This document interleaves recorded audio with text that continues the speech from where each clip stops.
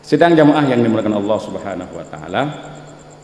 Jadi Al-Qur'an itu sebenarnya menurut para ulama itu Al-Qur'an turun dengan 3 pokok bahasan.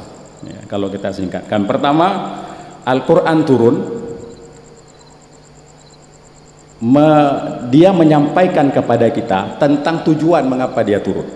Jadi Al-Qur'an turun, lalu Allah Subhanahu wa taala menjelaskan kenapa Al-Qur'an itu harus diturunkan. Itu tema pokok utamanya.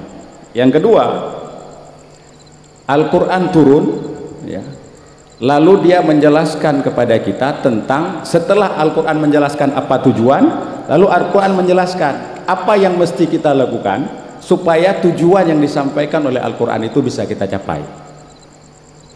Dan poin ketiga, Al-Quran menjelaskan kepada kita supaya kita yakin apa yang disampaikan, tujuan yang disampaikan oleh Al-Quran itu betul, supaya kita yakin bagaimana cara-cara untuk mencapaikannya betul, maka Al-Quran turun dengan misi ketiganya, yaitu misi ketiganya adalah membuktikan bahwa Al-Quran itu adalah benar.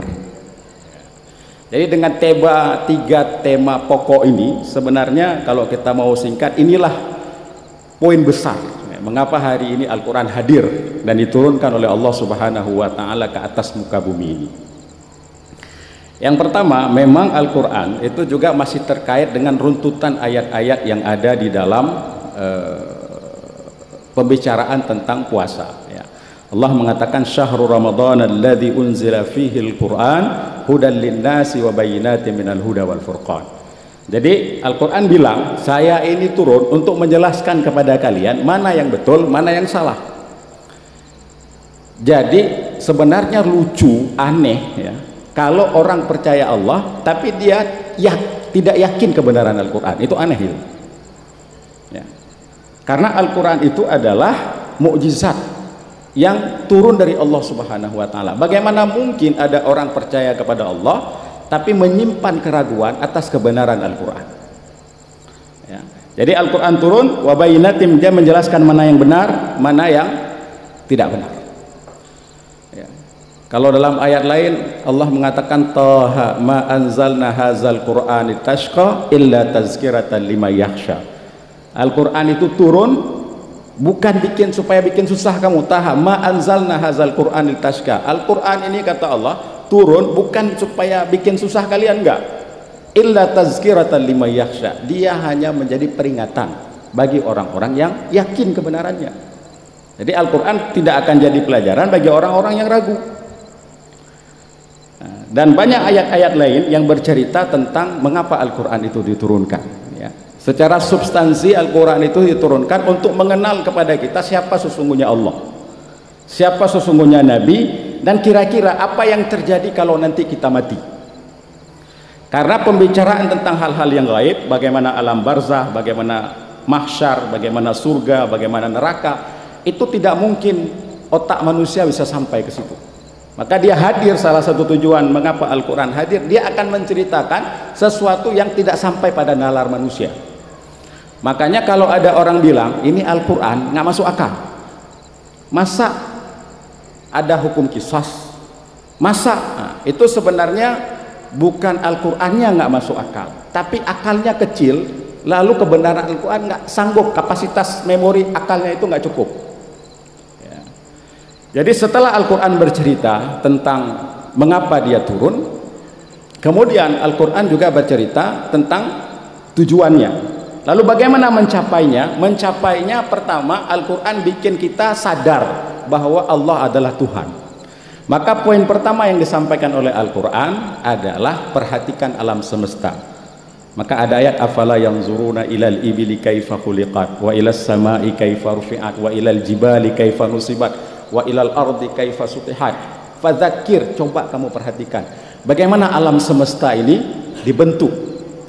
Mana mungkin kemudian secara logika di tanah yang sama tapi bisa tumbuh bunga yang berbeda, di tanah yang sama lalu bisa tumbuh buah-buahan yang berbeda, kadang jenisnya tapi rasanya beda ya, bisa saja secara teori ilmiah, tapi secara akal akidah bagaimana itu bisa mungkin? Bagaimana mungkin langit itu bisa dibangun tapi kita tidak nampak tiangnya? Bagaimana laut yang besar, teorinya kapal itu tidak mungkin bisa berjalan di laut, karena laut sebesar itu dengan angin yang kapasitasnya itu pasti ombaknya besar. Secara teori nggak mungkin kapal itu bisa berjalan. Allah bilang sakhkhara lakumul fulka, aku tundukkan itu laut supaya kalian bisa berjalan di laut. Secara teori sebesar itu laut, sebesar ini dunia, tidak mungkin gelombangnya itu hanya 5 meter, mungkin bisa ribuan meter.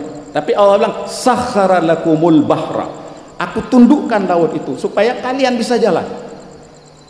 Jadi perhatian kita terhadap alam semesta ini yang dibikin oleh Allah Subhanahu wa taala menyadarkan kepada kita, oh ya, ada Tuhan. Kecuali orang-orang komunis ya, yang nggak percaya pada Tuhan, itu meyakinkan kita, oh ya, ini kayaknya nggak mungkin terjadi apa adanya. Yang kedua, dalam begitu banyak ayat Al-Quran, Al-Quran menyampaikan supaya yakin kita kepada Allah Subhanahu wa taala. Al-Quran suruh lihat diri kita. Allah bilang bagaimana manusia itu terbentuk dari setetes air yang hina, lalu kemudian menjadi daging, kemudian terbentuk tulang, dibalut menjadi daging, fakasawnal izama lahma summa ansha'nahu khalqan akhar. Dari setetes air yang tidak ada apa-apanya, lalu kemudian kita menjadi manusia. Kalau kita sadar, sebenarnya kita ini nggak ada apa-apanya. Kesadaran kita pada dasar awal yang kita tidak ada apa-apanya, ini seharusnya menyadarkan kita kepada Allah Subhanahu wa taala. Jangan kemudian menghadirkan kesombongan. Yang ketiga, supaya kita yakin pada tujuan yang disampaikan oleh Al-Quran bahwa Tuhan itu Allah, ada surga, ada neraka, ada akhirat, ada hisab. Dalam Al-Quran bercerita tentang umat-umat yang lalu. Maka lebih dari setengah Al-Quran itu cerita tentang umat-umat yang lalu, baik perseorangan atau umat. Mengapa ada cerita Fir'aun? Mengapa ada cerita umat Nabi Lut ya, yang sombong, begitu sombong, lalu kemudian hujan tidak turun-turun. Kita ini sudah 4 hari 5 hari tidak turun hujan. Mudah-mudahan dalam beberapa hari turun hujan ya. Lalu kemudian mendung, dia pikir hujan, semua keluar ke lapangan berbahagia mengingkari Allah, rupanya yang turun bukan hujan, yang turun adalah api ya. Bagaimana arkeolog hari ini menemukan rumah-rumahnya kaum Ad, rumah-rumahnya kaum Samud, orang-orang yang tinggal di daerah Sodom dulu, di Pompia, yang hari ini terbuka bagaimana kemudian mereka hangus terbakar dengan azab Allah Subhanahu wa taala. Hari ini kita bisa lihat langsung karena para arkeolog sudah menemukan itu. Apa yang terjadi? Ternyata kalau ingkar kepada Allah, ada umat-umat dahulu itu dihancurkan. Mereka apa bilang? Wahai Lut, kalau betul engkau punya Tuhan, bilang sama Tuhan itu turunkan azab.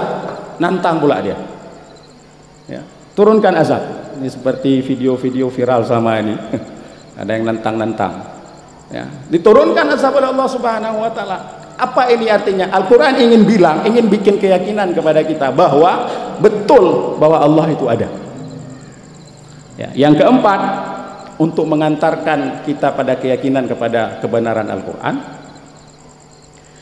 ini cara terakhir Al-Quran menyadarkan kita apa? Kalau kita baca ayat-ayat Al-Quran, maka kita akan menemukan ayat-ayat tentang basyira wa nadhira.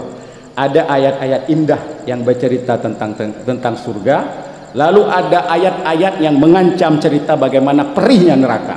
Ini para ulama mengatakan cara terakhir Al-Quran menyadarkan kita. Ada cerita tentang azab, tapi juga ada cerita tentang nikmat surga.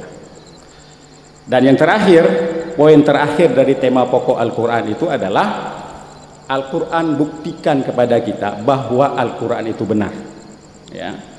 Ya, kalau yang pertama tadi dia mengatakan kepada kita, Al-Quran mengatakan kenapa turun, lalu Al-Quran menjelaskan kepada kita apa tujuan, dan yang ketiga poin dasarnya Al-Quran jelaskan bahwa Al-Quran itu benar dan Al-Quran bikin buktinya. Ini mungkin sudah sering disampaikan oleh para penceramah, para khatib ya.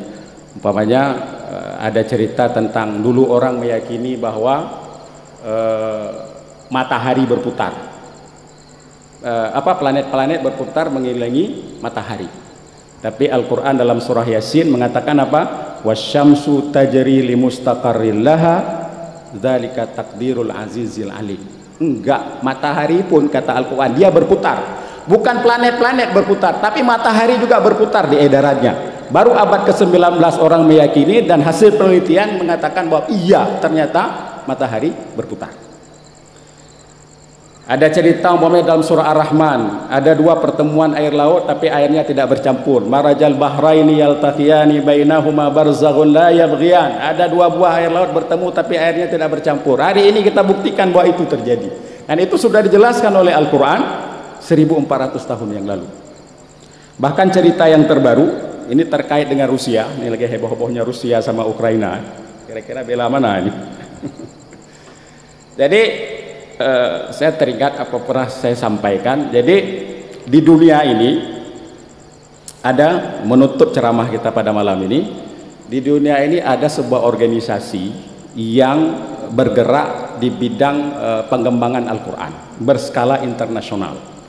Jadi organisasi ini pernah diundang oleh pemerintah Rusia untuk bertemu dengan sebuah departemen ruang angkasanya Rusia.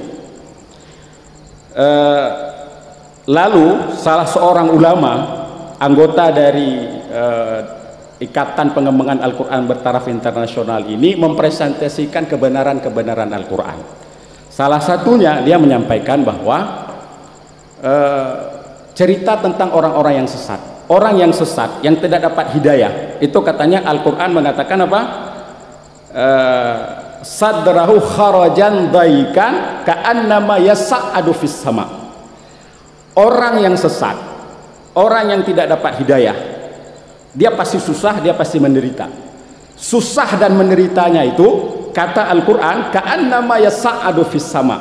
Susah, menderita, tidak tenangnya hidupnya orang-orang yang ingkar kepada Allah itu seperti yas'adu fis sama, seperti orang yang naik ke luar angkasa.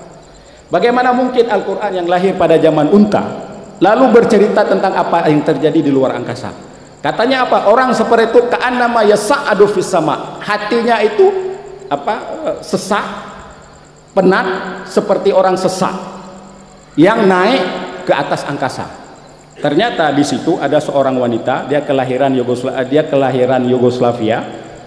Dia mendengar cerita itu. Dia salah seorang astronot wanita Rusia yang sudah pernah keluar angkasa. Apa kata dia? Kalau begitu saya yakin Al-Quran itu benar. Saya wanita Rusia yang sudah pernah naik ke luar angkasa, dan saya mengalami ketika kita menembus luar angkasa, yang kita rasa itu sesak. Kalau kita sudah menembus luar angkasa, yang kita rasa itu sesak. Saya heran juga bagaimana mungkin Nabi Muhammad SAW yang lahir di zaman unta lalu ada cerita kalau naik keluar angka itu sesak. Saya yakin kalau begitu Al-Quran ini bukan dari Nabi Muhammad, tapi Al-Quran ini dari Tuhan, dari Allah Subhanahu wa Ta'ala. Karena saya sendiri sudah keluar angkasa dan saya rasakan itu. Bagaimana mungkin Al-Quran yang lahir pada zaman unta tapi bercerita tentang kebenaran itu kalau bukan ini adalah wahyu dari Tuhan, wahyu dari Allah Subhanahu wa Ta'ala, kemudian dia memeluk agama Islam. Sidang jamaah Isya dan tarawih yang dimuliakan Allah Subhanahu wa Ta'ala, inilah mungkin ceramah yang dapat saya sampaikan pada malam mulia ini. Mudah-mudahan Ramadan ini mengantarkan kita lagi lebih dekat dengan Al-Quran sehingga kita bisa menumpang kemuliaan Al-Quran untuk kita dan keluarga kita. Wabillahi taufiq wal hidayah. Assalamualaikum warahmatullahi wabarakatuh.